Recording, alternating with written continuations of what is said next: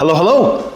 Today we're going to be producing the next part in the Raindrop wall art shelf. And the specific component we're going to be producing is the actual shelf component. Now join me and let's head on over to the shop and we'll walk through the process of how to make this double-sided carved part. If this is your first time with us, welcome. While making the part, I like to share some of the decisions I made and why I made them, just so we can point out some tips and tricks, things that you could do on your CNC system as well, or things not to do. When it comes to mounting the blank to your CNC, there are lots of methods. This is one of our most common methods that we're using here, and that is using the low pro clamps with a T-slot table that has tracks that go along the X and Y axis. This ensures that the hardware in the blank is perfectly squared to the CNC system so that everything can line up. Now this component is a double-sided part, so this first side, side 1, is the bottom side of the actual ripple design. We're going to use 2 cutters in total to complete the entire process for both side 1 and side 2. The main cutter that's going to add all the detail is going to be this 1/8" tapered ball cutter. Now in previous videos we talked about roughing passes before doing a finish pass with a 3D carving. But for this part, we are not cutting more than 3/8 of an inch deep for any of the sides.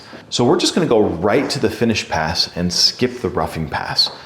On this side, it's receiving a detailed profile along the rim. Now in many situations, you can do this with the shape of a cutter and just use a 2D profile cut, which is done very, very fast and very clean. But I didn't have a cutter big enough in order to handle this shallow radius. And so that's why we reverted to 3D carving. The first priority is always to use router bit profile shapes, and then second, 3D carve when necessary. This 1/8" tapered ball cutter is rotating at 18,000 RPM, traveling at 300 inches per minute.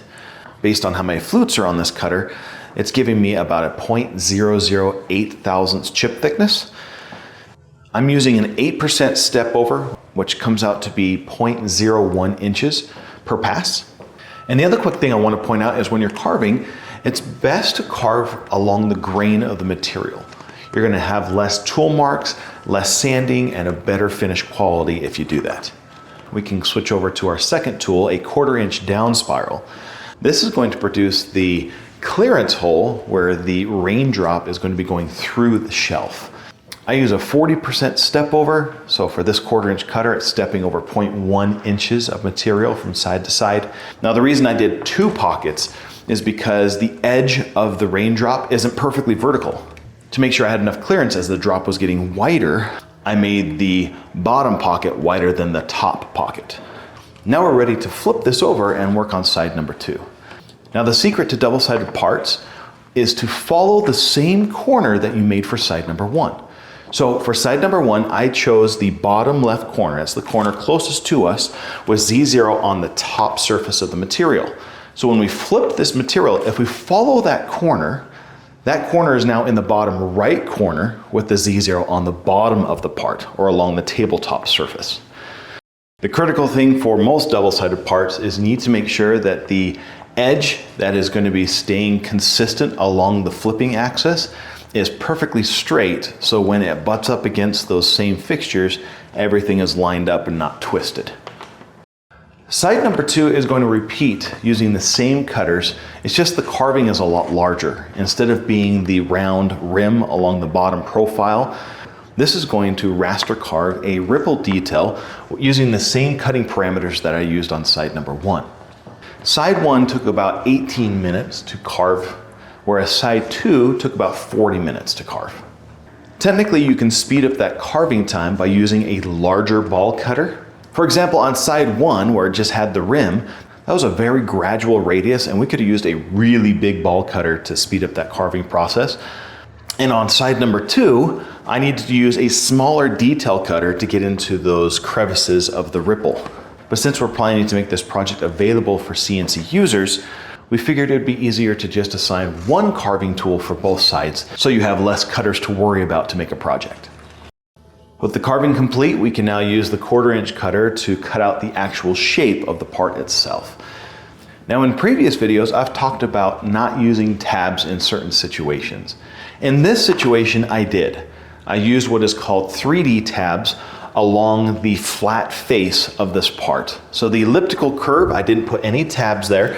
After carving on both sides, that wall is only 1/8 of an inch thick along the elliptical curve. But on the flat face, that's a full 3/4 inch material.